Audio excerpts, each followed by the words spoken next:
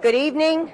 I'd like to call the Gurnee Village Board regular meeting of August 7th, 2017 to order. Roll call, please, Donna. Bombas. Hood. Here. Thorstenson. Here. Jacobs. Here. Ross. Here. Garner. Here. All present. All right. Thank you. Please join me with the Pledge of Allegiance. I pledge allegiance to the flag of the United States of America and to the republic for which it stands, one nation, under God, indivisible, with liberty and justice for all.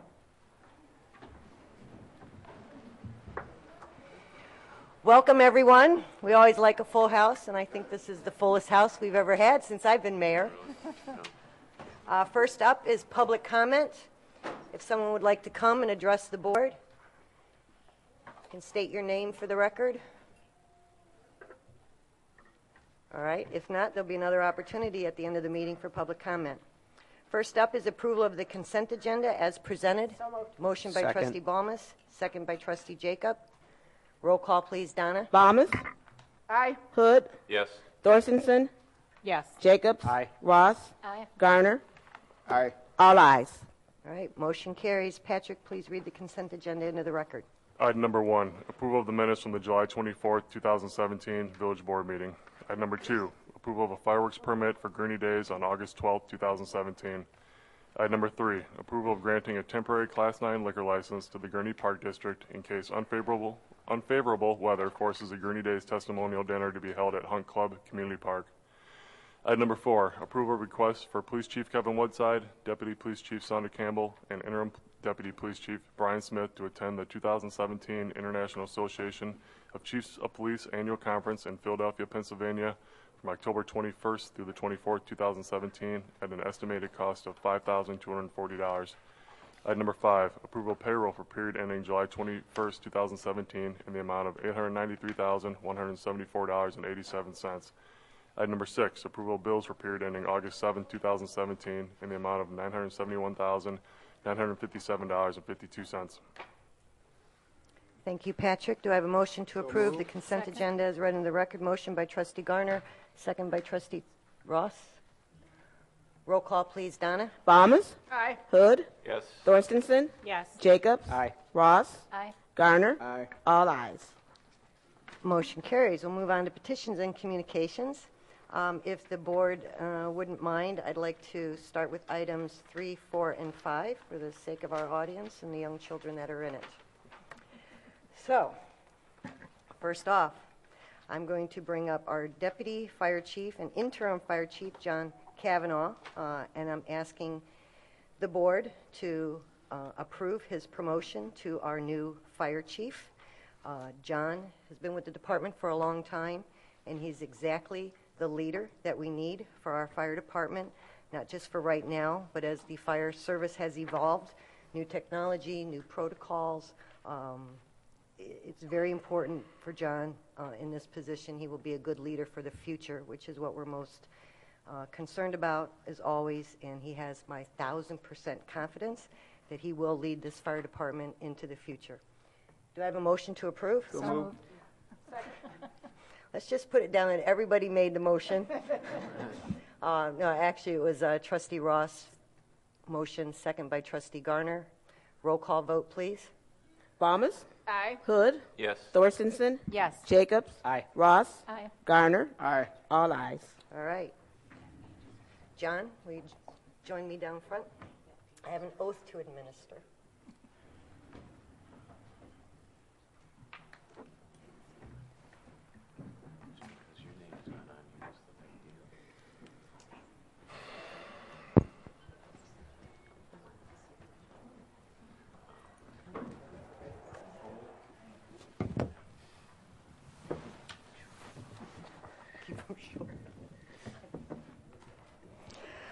All right. Raise your right hand. I, John Kavanaugh, I, John Kavanaugh, having been appointed to the office of Fire Chief having been appointed to the office of Fire Chief in the village of Gurnee, in the village of Gurnee, in the county of Lake, in the county of Lake, do solemnly swear do solemnly swear that I will support the Constitution of the United States that I will support the Constitution of the United States, the Constitution of the State of Illinois, the Constitution of the State of Illinois, and that I will faithfully discharge the duties that I will faithfully discharge the duties of the office of Fire Chief of the office of Fire Chief according to the best of my ability. according to the best of my abilities.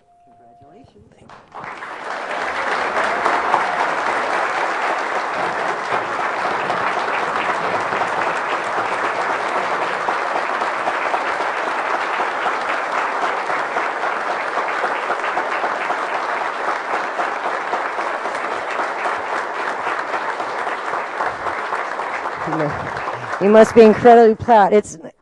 He has my confidence, he has the board's confidence, but it's very important that he has the confidence of his team. So thank you for being here. I'm going to let John say a few words. I guess I'll start by bringing up my family, and as the acting fire chief, you also get to coordinate how this all works. So I'm going to have my wife, Pam, and my kids, Kai and Tegan, come up, and Pam's going to go ahead and pin my badge on. Let's see if I find the right one.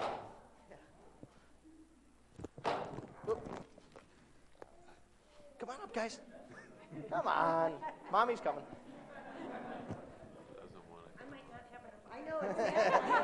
Kai, come on over. Hold Daddy. Come here, bud. Okay. Mommy will put it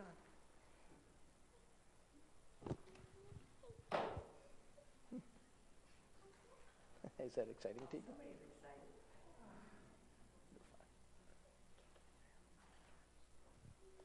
I guess while she's working on that, I'll introduce my extended family that's here as well. My father, John Kavanaugh III, Larry, and my mother, Barbara. My sister, Lisa, her husband, Dan, and my nephew, Cooper, also made it out. I'd like to take a second just to thank the board and the mayor, Administrator Mutz, for their support.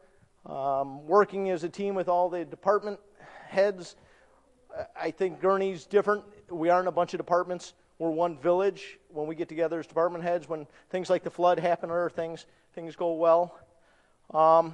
And last but most importantly, I want to thank the 57 guys that I get to work with every day. I've never really gotten completely over getting off a shift 12 years ago. I still want to leave when you guys are leaving at 8 in the morning with you. I miss the opportunity to just, sometimes be one of the guys and hang out with you. I look forward to that. You guys treat me just, amazing. I'm so fortunate. As a department, I know we have a bright, bright future ahead of us. So many of you have come up one-on-one and we've sat and talked about the different opportunities we have in front of us. Some challenges too, but we're going to have fun doing that together. There's some great ideas in this room, some great people.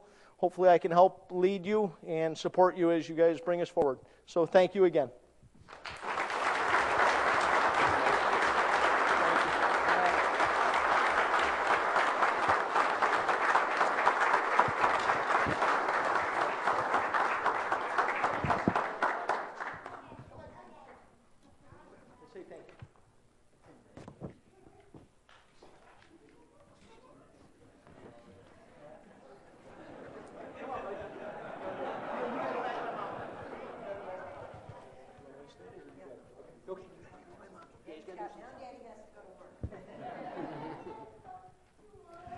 All right.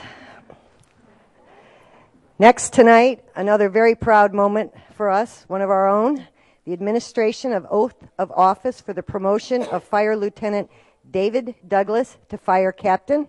David? All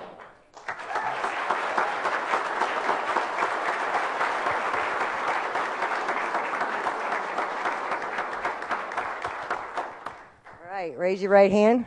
Ready? This is worse than the promotion exam. All right. I, David Douglas, I, David Douglas, having been appointed to the office of Captain Paramedic having been appointed to the office of Captain Paramedic in the village of Gurnee, in the village of Gurnee, in the county of Lake, in the county of Lake, do solemnly swear do solemnly swear that I will support the Constitution of the United States, that I will support the Constitution of the United States, the Constitution of the State of Illinois, the Constitution of the State of Illinois, and that I will faithfully discharge and that I will faithfully discharge the duties of the office of Captain Paramedic the duties of the office of Captain Paramedic according to the best of my ability. according to the best of my ability. Congratulations.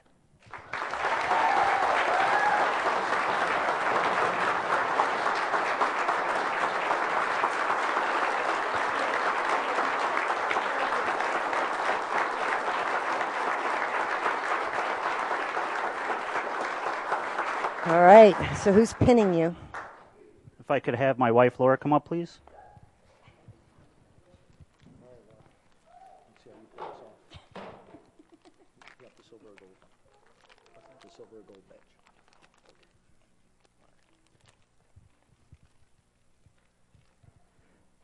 If I could please have some other family come up too also.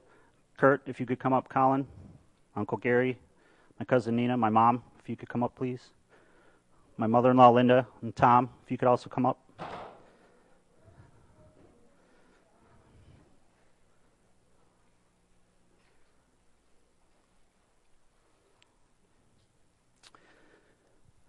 So just a small part of my support group, and I just want to just tell you a quick story here. You know, after the letters of promotion came out, I got a phone call from one of the guys and said, hey, congratulations. I just wanted to tell you, nice work. I know you worked hard to get here, but I want to take full credit for it. So very quickly he said, I was just kidding. I just wanted you to know I know you worked hard. You got here all on your own. Well, he was only partially right with the story, because what I want to say is I didn't get here on my own.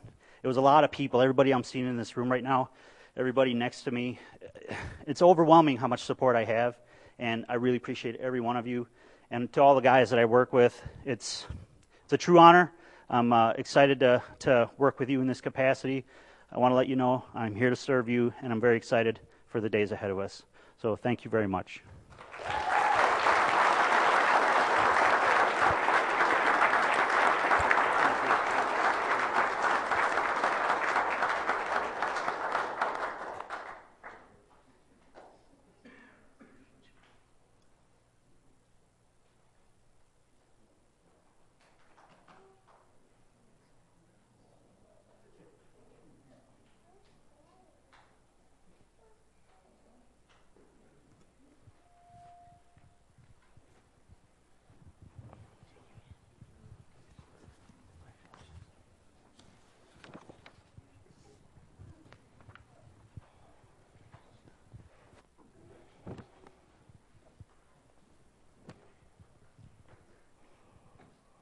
All right, and another proud moment for us.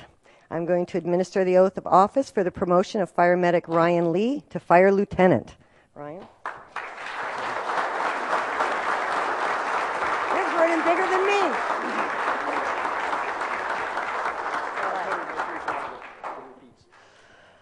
All right, I got that part right.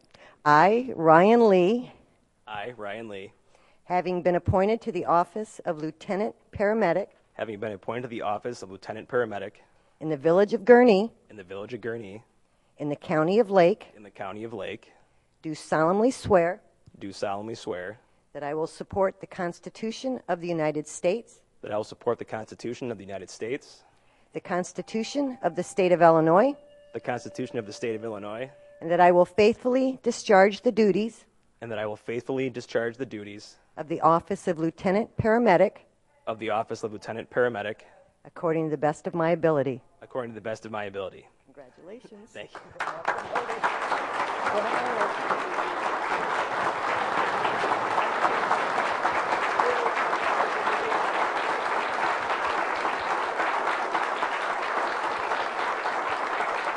All right, who's going to pin you? I'd like to ask my wife Lisa, my mom Barb, and my dad Jim, who's a retired firefighter, to come up, and my father Jim will pin my badge. Thanks, Chief. Congratulations to you. Okay.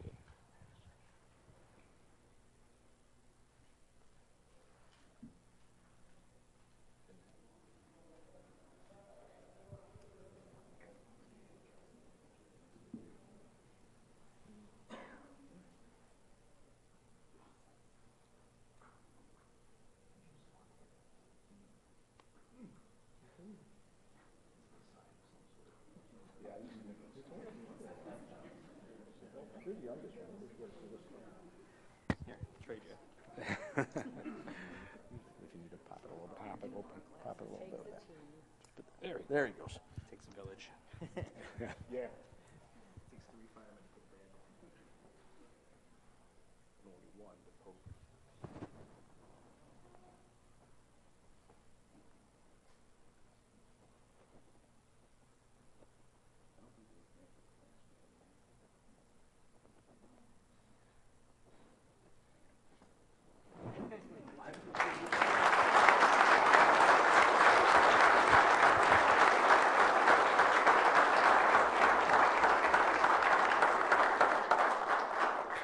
I'm not sure if the badge malfunction is a bad omen or not, but we're going to hope it's not.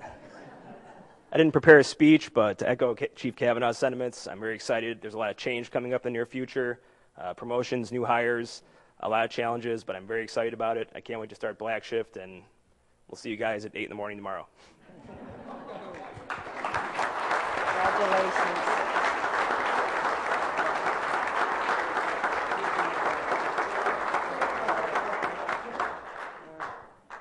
Thank you, everybody, very much. The future of our fire service right there.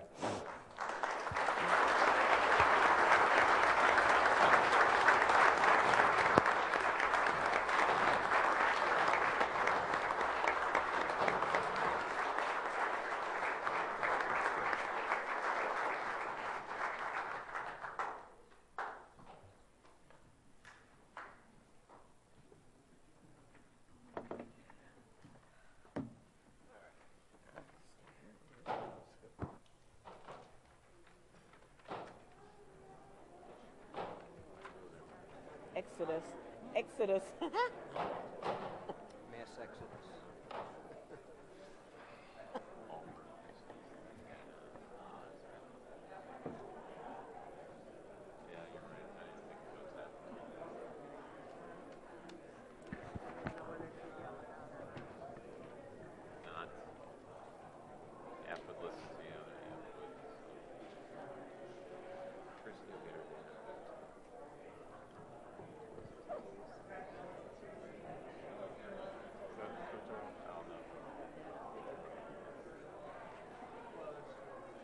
Glad that she's doing. Nice to meet you. Thank you for coming. We'll take good care of him.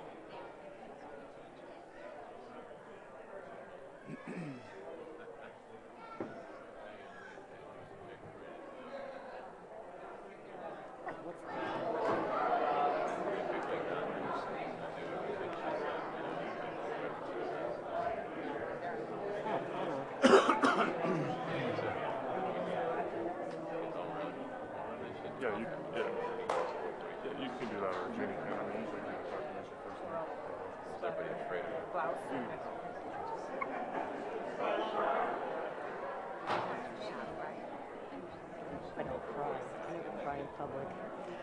All right, we'll move on to, we'll go back to item number 1 under petitions and communications.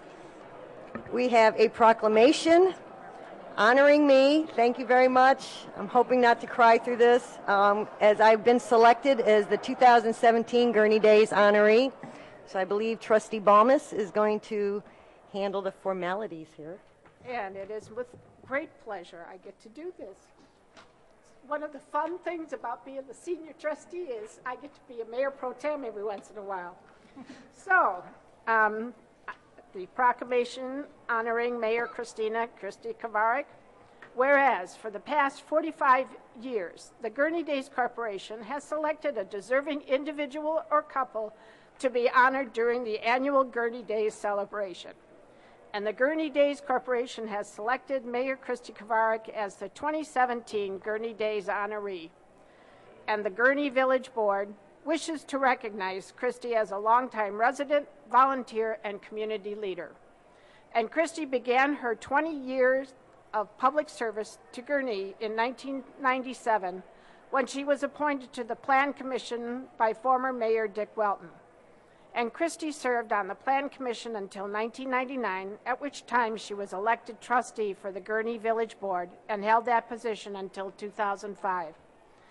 And Christy was elected mayor of Gurnee in 2005 and in the 12 years since then has led Gurnee through a period of growth following a national economic crisis. And during the time of national and regional financial uncertainty, Christie was able to maintain Gurnee's fiscal stability, quality of life, and strong local economy by working effectively with private sector partners, surrounding taxing bodies, and other community leaders. And Christie has forever enhanced Gurnee due to her tireless efforts to meet residents' demands by bringing community favorites like Portillo's and Macy's to the village, filling housing gaps by focusing on assisted living and age-in-place developments, improving transportation and curb appeal by dedicating revenue for infrastructure and infrastructure improvements, and ensuring transparency and preparing for the future by promoting stakeholder participation and planning efforts village-wide. And in addition to her role as mayor of Gurnee, Christie has served in leadership roles as the Lake County Stormwater Management Commission, the Central Lake County Joint Action Water Agency, and has participated on the Lake County Affordable Housing Commission and been active in the Metropolitan Mayor's Caucus. And on top of her duties as a public servant, Christie has had a successful career in the financial sector and has balanced all of these responsibilities with being a dedicated spouse, a nurturing mother, and the world's best grandmother. Now, therefore, be it proclaimed by the Board of Trustees of the Village of Gurnee that Thursday, April 10th, 2017, be proclaimed as Mayor Christie Kovarik Day throughout the Village of Gurnee. Be it further proclaimed that the village congratulates Mayor Kovarik for being selected as the 2017 Gurnee Days honoree, and that a copy of this proclamation be presented to Mayor Kovarik at a dinner in her honor on Thursday, August 10th, 2017. Congratulations.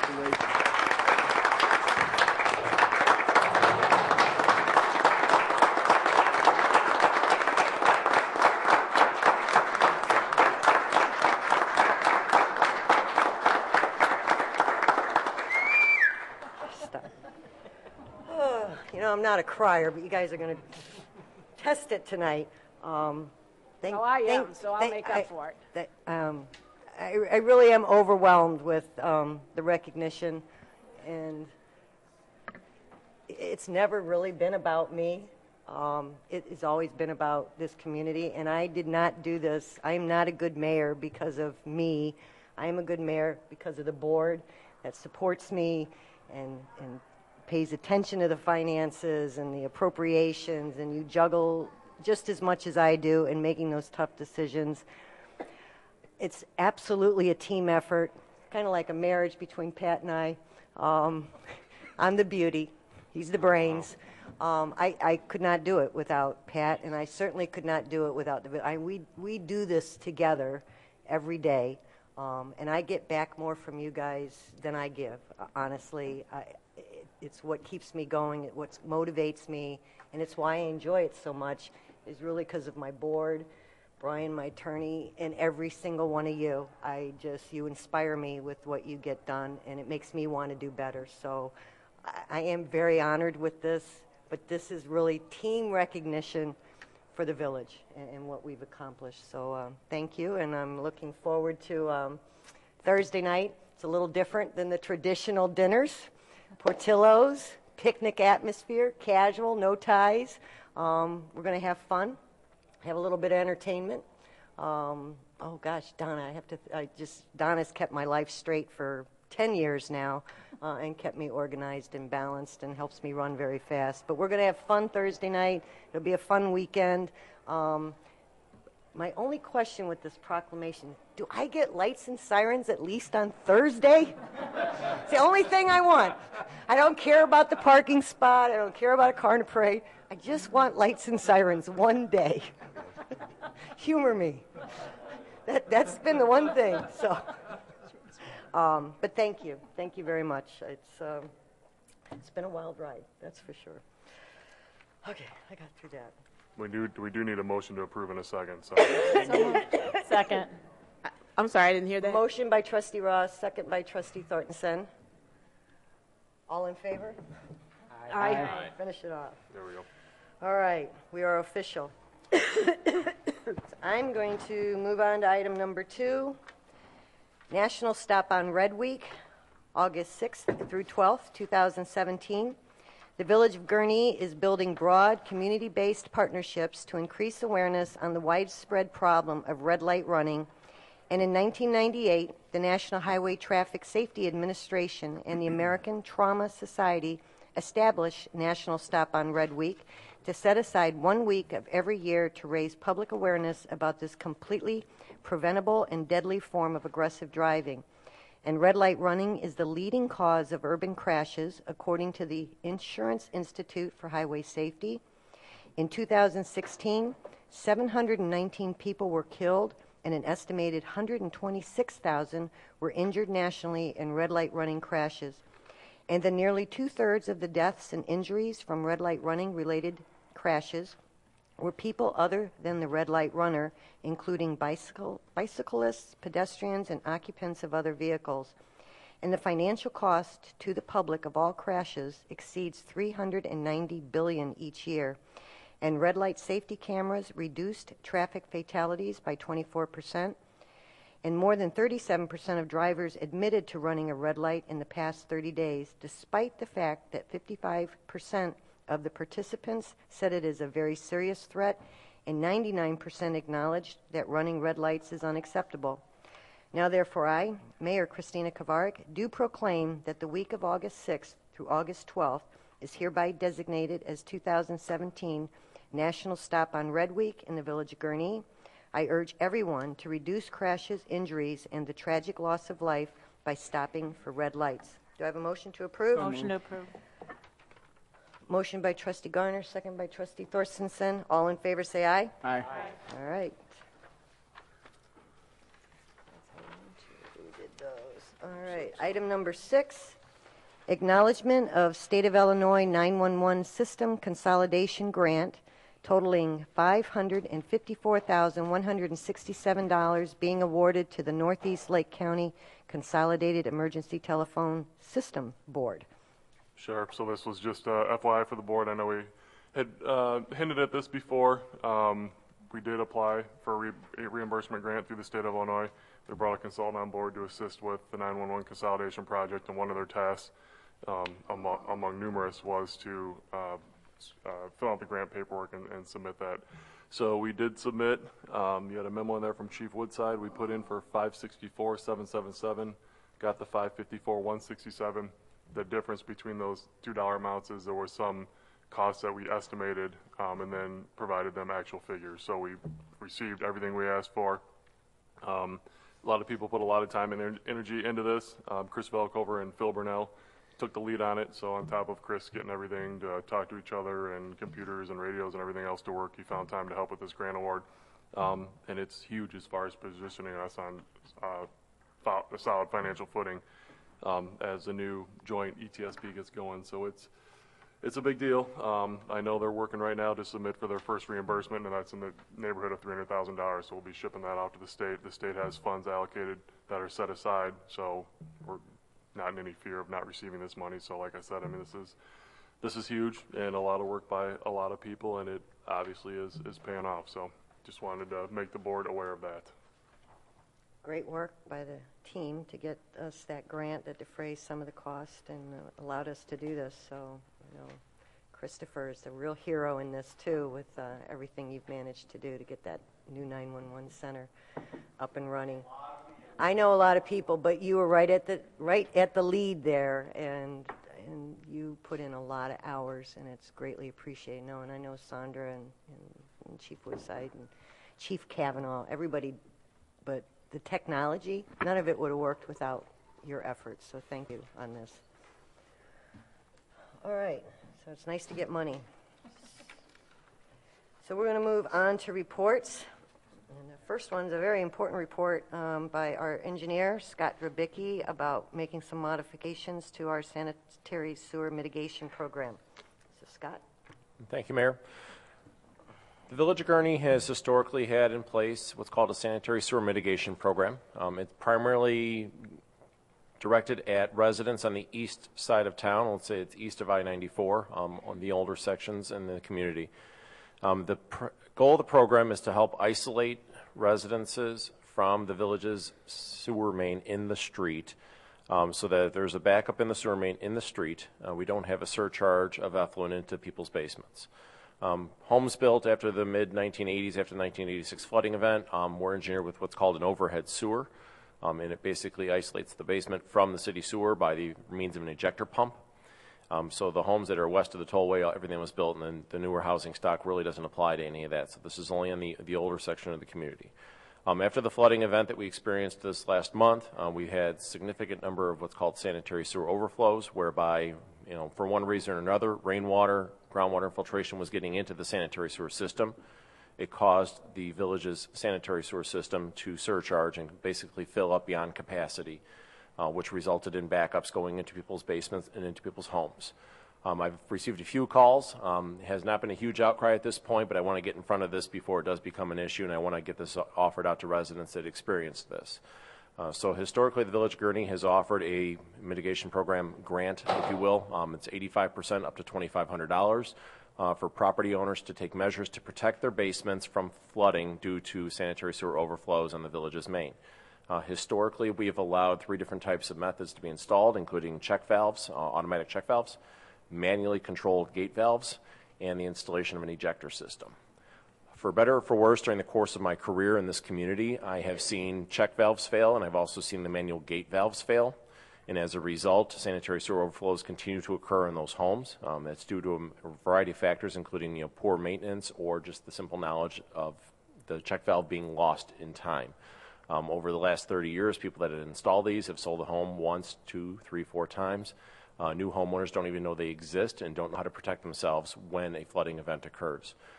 My recommendation, as outlined in my memo, is to eliminate the compensation for check valves of any shape or form, including the manual gates and the automatic checks, and focus solely on ejector systems. The reason for my statement on that is I feel that the ejector pump system is the only system that I can get up in front of the community here and say, I guarantee your basement will not flood because of a sewer backup in the village main. That is the only way I'm comfortable in making that statement, is if that type of a system is installed. The pluses and minuses of all 3 are outlined in the memo that I provided to you this evening. This program is in place. It's currently not funded for this fiscal year because there's not been a high demand for it, but we can always shuffle funds on the budget side to fund that capital account. I am recommending, just because the ejector systems do cost a little bit more than the check valve systems, is that the villages maintain the 85% up to a maximum of $5,000, and it'll be whatever is less, actual cost or $5,000. I'm here to answer any questions if you have them. This was a lot of the flooding. Karen, or Trustee Thornton. Scott, so if I'm understanding this correctly, the residents that presently have a check valve or a gate valve or a ball valve, so the 3 under or redlined or checked off processes, those will be eliminated from our village assistance. Correct. The village would not assist in funding for the installation of those devices. For the installation or the repair, if someone still has those devices and they have The program is for the installation, initial installation only. Long-term maintenance is the responsibility of the property owner. Gotcha. Thank you. Trustee Garner. What is the average cost for an ejector system to be put in? It's fairly variable. The numbers that we've seen in recent history, we had one that just occurred on Boulevard View area, and that was a $4,300 total cost of installation on that one. It was done with a local plumber. The installation in the basement was pretty concise. All the plumbing fixtures were really close to each other, so it didn't involve a lot of breaking out of the floor in the basement.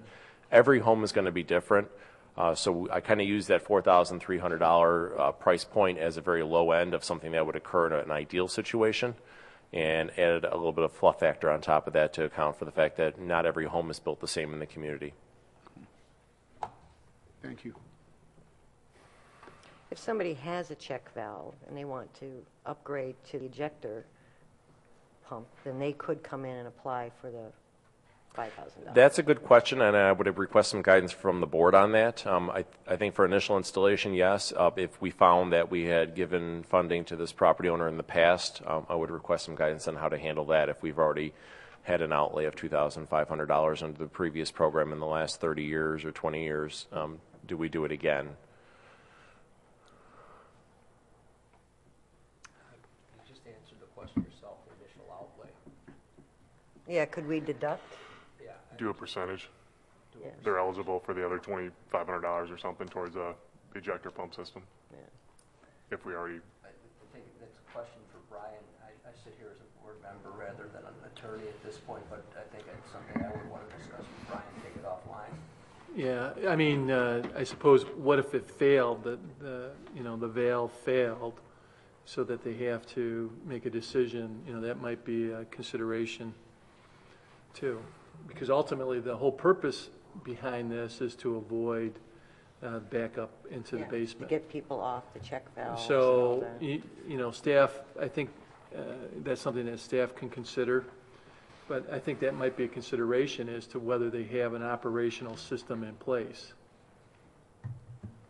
But it could still fail because it's not. Well, no, but in terms of whether you wanted to give them the full, full advantage of it or not. Trustee Ross? Well, I would think that if they had a problem and it backed up and they were putting in all new, that we could help them to get the ejector system so that they wouldn't have a problem again. So I would say if you're going to offer $5,000 to other people, then it should be for everybody if they have that problem.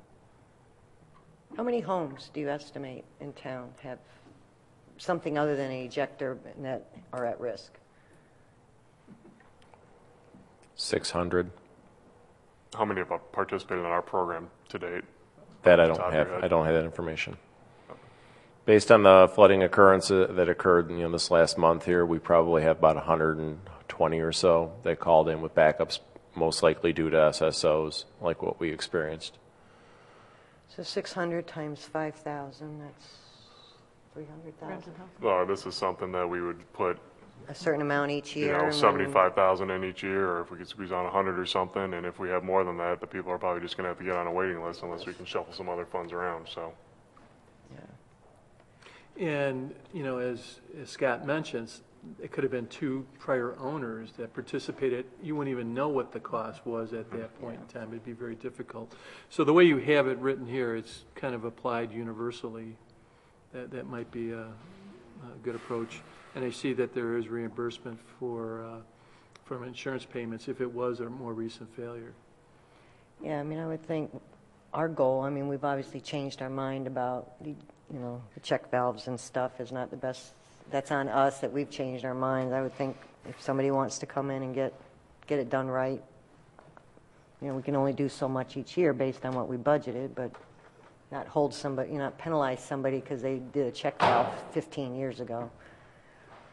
So my question is, since we're only budgeting so much per year, if, say, a resident goes out and gets a plumber to put an ejector system in and we're out of money for that year, would they be able to be reimbursed the following year? Or do they have to apply the year they have it installed? I would think you'd want to do it when they have it installed. Because if we run out of money and Good they wait till next year and they have a And flood flood. this year, so we need to think about that one too. Well, I think you may have, because, there's some budget limitations, you can't project how much you'll be funding the year in advance. So I think it will have to be kind of contemporaneous with that. They would have to apply. You would see the availability. It might become first come, first serve, where you develop a list on that. Yeah, we'd want to catch them on the front end before they do anything versus having them Right. go out and do this on their own and then come back to us with an invoice looking to be reimbursed. So it'd have to be approved in advance, and you'd have to know that the money's available. And you can just say, again, this would be some of the, follow-up work, but I think you'd have to make it clear that it's subject to availability of funding. Right. Yeah, especially because it's a grant. No, I understand, grants. but I can see somebody wanting to do it immediately because their house floods and we run out of funds. and they want to. It's up to them whether they want to wait on getting grant funds or they want to go ahead and do it themselves. I think there's only Well, gonna they be take the some- chance of flooding again, Yeah. and that's the issue. Something to think about. Yeah, I mean, I wouldn't have a problem putting them on a list. Right. You know, if they For the apply to the following program, right, and when May 1 rolled around and the new budget funds were released, then reimburse them at that point. Yeah. So, So carry a waiting list. if But we they have to work if with we get us to up that, front. but They Yeah. can't come right. in and say they've already done it. Right. It would Have them get the right. approval to do it first Right. Yeah. from the village, and then they're on a list to be reimbursed the Right. following year. Mayor, or Scott, Trustee or Thornton. everyone. So do we have a proactive way of contacting all of the homeowners if there's, say, 600? Yes, we do. I would focus initially on the property owners that experienced SSOs during this last rain event. I think those are the ones that, they definitely need assistance immediately based on that event. Typically with these, flooding situations is during a rain event, and, shortly thereafter we get a lot of interest in this program, and then it disappears for years until we have another large rain event. So my initial contacts would be to the property owners that experienced backups in the recent history. I'm going to call those the low-hanging fruit, where we can immediately provide a benefit to those property owners and help isolate them from our system. In addition to just the fact that it occurred, the homes that are typically lower in elevation are the ones that are going to be most affected by this. So if you have a slightly deeper basement than your neighbor, for better or for worse, you have more headroom, but you're also more susceptible to a backup of this type of circumstance. So typically, of that entire housing stock, I don't think the entire housing stock is going to be susceptible to this thing. It's going to be really the low-lying areas and the homes with basements that are going to be our primary targets for these.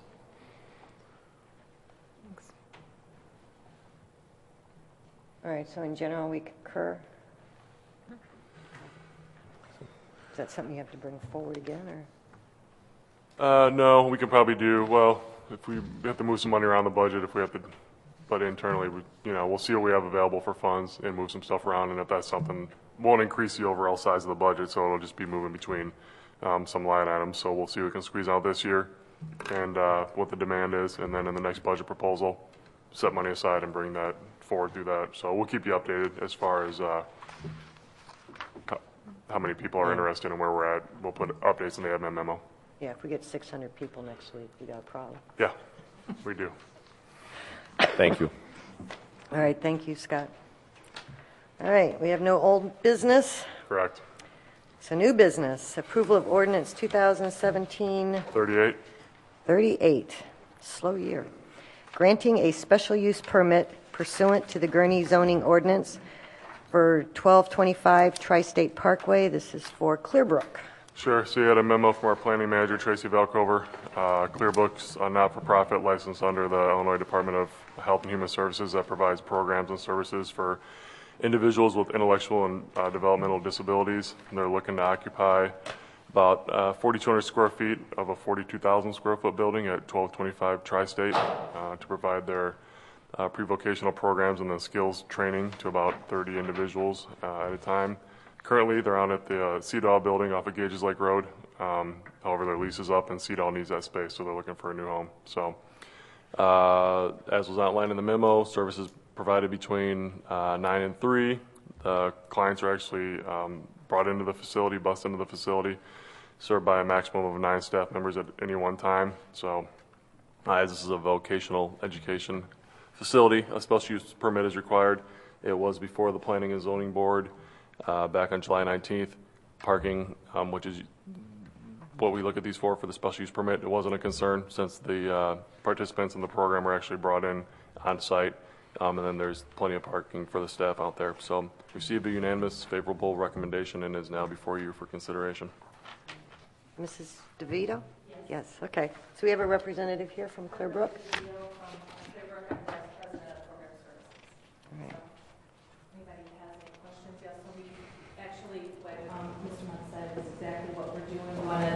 Moved from CEDAW over to Tri-State Parkway, and we have about 30 people that would be getting services there. So, not anybody. And we have a residential program. We've been in Gurnee for 20 years. It's on Almond, just south of Washington. It's a 16-person home, And so we want to serve those folks plus some other people in the community. So we're really excited about being able to be in Gurnee and provide the day program actually in Gurnee in our neighborhood. So we're looking for that. Seems like the perfect location. It is, it really is. Easy access. Yes. Questions from the trustees? So Move to approve. Motion by trustee Hood. Second. By trustee Jacobs. Roll call, please, Donna. Thomas? Aye. Hood. Yes. Thorstenson. Yes. Jacobs. Ross. Aye. Garner. Aye. All ayes. Motion carries. Welcome. All right, item number 2, approval of ordinance 2017-39, approving a master license agreement by and between the Village of Gurnee and Chicago SMSA Limited Partnership, doing business as Verizon Wireless. Sure. So you had a memo from Dave Ziegler. He's kind of our cell tower in-house expert now, not by choice, but so Verizon is looking to initiate this agreement with us for small cell technology to be implemented on our village-owned equipment in our right-of-ways. They're looking at our larger 30-foot tall steel streetlights to house their equipment. The small cell antennas, obviously they're much smaller scale than the larger monopoles that we're used to seeing around town, and this follows a trend of needing these smaller, denser networks as people are eating up more data on their phones. So this is something David's been working on to negotiate this agreement. Some of the highlights, so as I said, it allows them to locate on our streetlight poles. They have to come in and still secure a building permit for each one of these installations, so it's something that we'll review as far as location in our right-of-way. Just looking to go on the larger poles. 10 feet height increase on top of the pole is as high as they can go. Most of those streetlights, as I said, are 30 feet tall, so another 10 feet on top of that. Limits to 3 antennas per. Allows for the installation of screened ground cabinets in relation to it. It's got minimum setbacks to residential structures and existing cell towers in there. Insurance is covered. There's provisions for the removal of equipment at the end of the term or cancellation of the license. There's an upfront capital contribution of $3,500, and then the annual rent payments are $2,400 per year. It's essentially a 15-year initial term. There's a 10-year initial term and then a 5-year rider after that. Right now, there's only one site in town that they're looking at, out on Almond Road, and it's those distance from the residentials on there. Most of them are more than 80 feet, I believe it was. As I said, it's something that for each one of these, we're going to need to come in and submit a building permit application. So David and his staff will be able to look at those on a case-by-case basis. So there was a picture of a sample installation on the second page of the memo there that shows you kind of what these look like. So as I said, David has worked on this agreement. Attorney Winters reviewed it. Both are comfortable with it. We've talked with Public Works, IS, roped in all the appropriate parties from a village staff perspective to make sure they were fine with it, and everybody is comfortable with the terms as written. So it's before you for consideration. Questions from the trustees? Trustee Jacobs? About how many of these antennas would we be expecting to see under this agreement? Right. Oh, go ahead. Initially, they're just looking at one site in town. What their full rollout is going to be limited to the number of structural steel poles that we have in town, which are somewhat limited. Most of the subdivisions that we have in town are just the smaller concrete poles, which would not support their equipment. So you're looking Almond Road, Leonard Drive, Tri-State Parkway that have the larger steel poles. So there's no max in this of how many they could get in town? There's no max in it, no. So what if AT&T wants to do this? AT&T has also come in and talked to us. They already have a franchise agreement with us to provide, their land-based service. They have the right to locate on existing wooden ComEd poles as part of their franchisee agreement. So that's their primary focus, is to locate on those. So those may be popping up around town as well, and we would not receive any rent payments off of those, and most likely would not get any permit applications on those either. Questions? Mayor? Go ahead, Jeannie. Trustee Balmas? This might be silly and insurance probably would do it, but something strikes it and or somebody knocks it down, our liabilities aren't not there, are they? We don't have any liability for their equipment. There's a clause in there that if we cannot get the pole re-erected within 45 days, they have the right to cancel that portion of the lease. So that's their only remedy if we cannot get it re-erected within 45 days. Thank you. Trustee Gurnee? How heavy are these antennas? And structurally, do they weaken the pole or cause the pole to sway any differently or react any differently than it normally would? I don't know what the exact weight of the equipment that they'll mount on it is. We will require a structural analysis of them when they go onto the pole, depending upon what the pole type is. And we'll have to make sure that it's adequate for each pole and each type of pole that we mount their equipment on. I don't foresee it. It's pretty low profile. I don't see it as having a whole lot of wind resistance and causing too much issue. Trustee Thornton? So are the, I know it's referenced Hoffman Estates in Schaumburg. Are the upfront rental and annual increase amounts competitive? For Schaumburg and Hoffman Estates, they initially, their contract amount was for $250 a month with no upfront contribution. So we did request from Verizon the ability to match that, and they were not willing to do that. They would only go $200 a month with the $3,500 upfront contribution. So it was set up a little bit differently. We got more front-end money. They get more money on the longer-term lease. So I think it was a 10-year break-even point. And the 10-year is also competitive or common? Yes. The terms, the lease lengths were the same as what the other two communities saw. And then it was interesting what you said about AT&T. So you said we have a franchise agreement with them? Yes, AT&T is a franchisee of the Village of Gurnee. And so because of that existing franchisee agreement, is that why we can't get revenue on the telephone poles? It is not our equipment to lease space. They already have a right to be located on the wood poles that are within the villages and the counties and the state's right-of-ways throughout town. They installed those poles. They install those poles, or they have an agreement with the ComEd or whoever. Basically, the first one in owns the pole. So what about like Sprint and T-Mobile and them? Do they just piggyback off Verizon or? Have not heard from them yet. The only ones that have approached us are AT&T and Verizon. Because they're getting ready to launch 5G in Chicago. So we may see more of these from other carriers. We have seen, and I will let you know that we have seen some pullbacks on our main cell towers. We lost clear wire on all of our water towers and monopoles. U.S. Cellular left a couple of years ago, so we actually just got notified that Sprint is pulling off of another one of our facilities. So we are losing some of our revenue on our major carriers as the different carriers are consolidating and buying each other out, and so it's a constant add and then shrink and swell. But the 5G, which I think I learned from David, they have to be closer together. It's lower and more dense. Yes. So that's why they're going after the poles now. Mm-hmm. So. I have a question.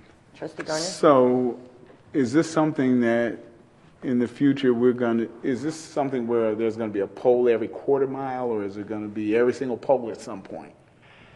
I mean, how dense is this going to get?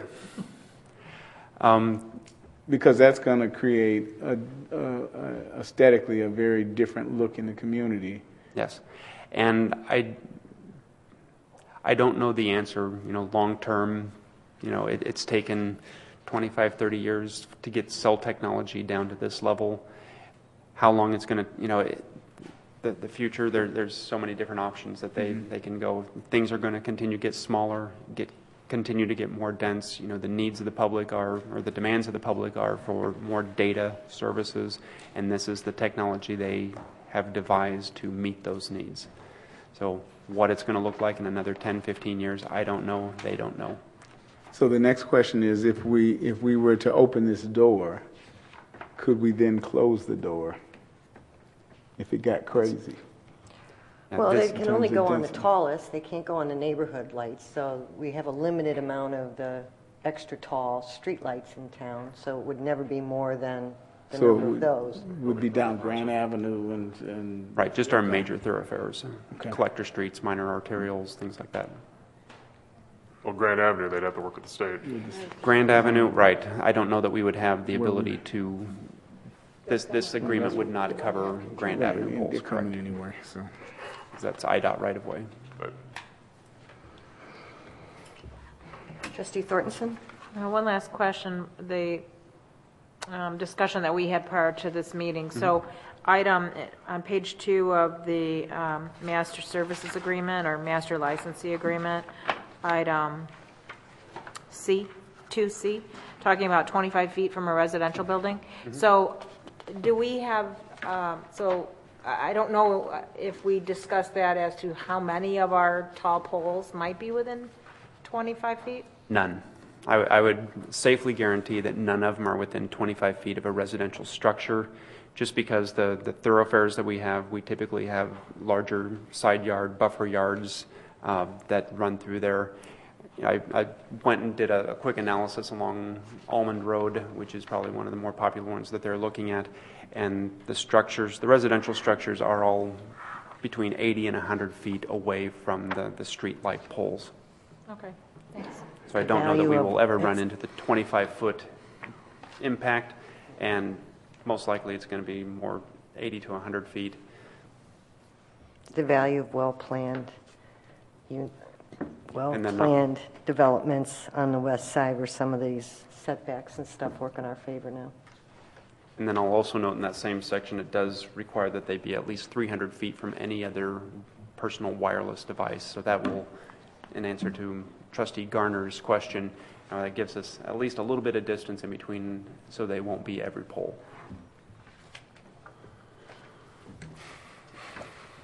All right, do I have a motion to approve? Motion by Trustee Bomas, second by Trustee Garner. Roll call, please, Donna. Bombas. Aye. Hood. Yes. Thorstenson. Yes. Jacobs. Ross. Aye. Garner. Aye. All ayes. All right, motion carries. Thank you, David. Took a lot of patience. All right, that's the end of our new business. Any public comment from the public? Address the board? Ask us a question? All right. All right, so as a reminder, this weekend is Gurnee Days. Hope to see you all there Thursday night. We got a lot of stuff going on Friday, Saturday. The parade is on Sunday. There's a little hiccup with our shirts. Yes, that yes, Donna's but gonna you will have them straightened on. out. You will have them on Friday. I will be contacting you. Yes, Okay, so we are marching in the parade as usual? yes, absolutely. I'm walking Same route. I'm walking with my board. All right, so it'll be a busy weekend for all of us, Yes, but it a lot will of be. fun. Gurnee Days is upon us. So do I have a motion to adjourn? Second. Motion by Trustee Ballmer, second by Trustee Garner. All in favor, say aye. Aye. We are adjourned.